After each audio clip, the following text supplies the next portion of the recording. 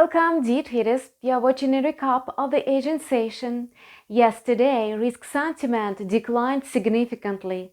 There was a big sell-off in the Asian, European, and the North American stock markets.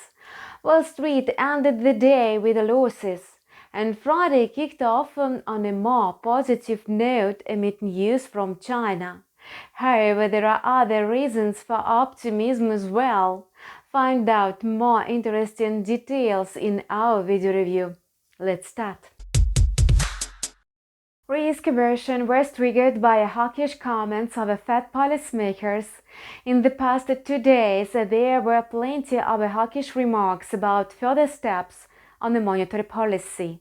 Boston Fed President Susan Collins believes that the regulator will have to raise the interest rate slightly above 5% and keep it at this level for a certain period of time. Cleveland Fed President Loretta Mester and St. Louis Fed President James Bullard expressed a similar opinion. Fed Vice Chair Lyle Brainerd warned that inflation is still high. A policy needs to be sufficiently restrictive for some time to return inflation to 2%. New York Fed President John Williams thinks likewise. Bringing inflation down is likely to require a period of below-trend growth and some softening of labor market conditions. He added that it's critical that we stay the course until the job is done. Some speculators were confused. Why did policymakers repeat the same statements they made not long ago? The fact is that stock and currency markets have become very sensitive to any, even the most insignificant US economic reports. They even react to initial jobless claims data. At some point, investors were desperately trying to find signals of an economic slowdown by studying fresh macro stats. Of course, they found such signals. As a result, expectations of a policy reversal by the Fed renewed. It means that market expectations and the Fed's plans began to differ considerably. For this reason, policymakers made the same hawkish remarks, again to remind traders that it's now too risky to be overly optimistic. So investors will hardly increase long positions until the Fed announces its rate decision. The US dollar is also vulnerable to macro stats. For instance, it reacted rather sharply to inflation reports and factory orders. As optimism on Wall Street waned following a plethora of hawkish comments, the US dollar took advantage of it. In the morning, it was trading at 102.10 against its rivals, moving in a narrow range of 102 and 102.20. The greenback was stuck in a downward channel. Traders continue to assess fresh US data and find signs of an economic slowdown.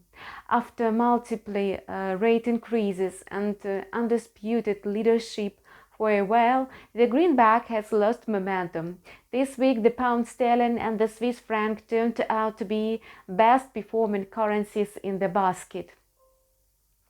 The US dollar and the euro showed mixed results. Meanwhile, the yen has again become the main outsider. The Bank of Japan has left its monetary policy settings unchanged. The yen did not receive support and lost ground. Given that the next meeting will take place only in March, any speculation about the Bank of Japan's next steps is likely to cool down for a while.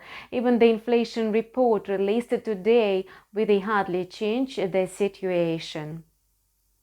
However, the indicator soared to a 4-decade high, totaling 4%.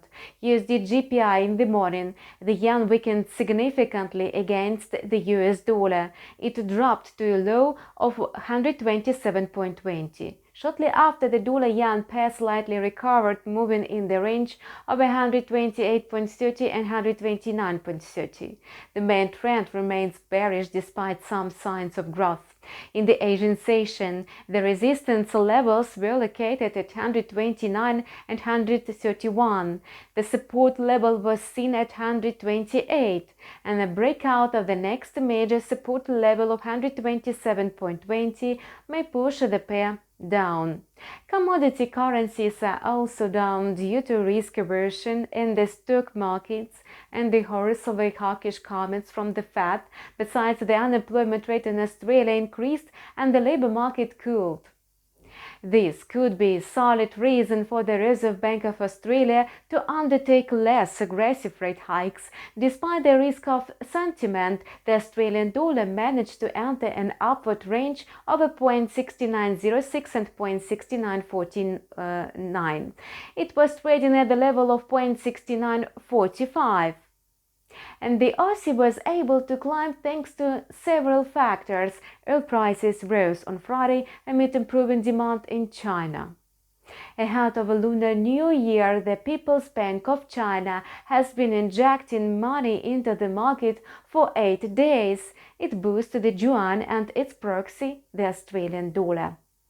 Another bullish factor is the opening of China's economy. So China is the main trading partner of Australia, and this is why this news is so positive for the Australian currency. The New Zealand dollar also advanced today. In the morning it was able to touch 0.6427, mainly amid news from China.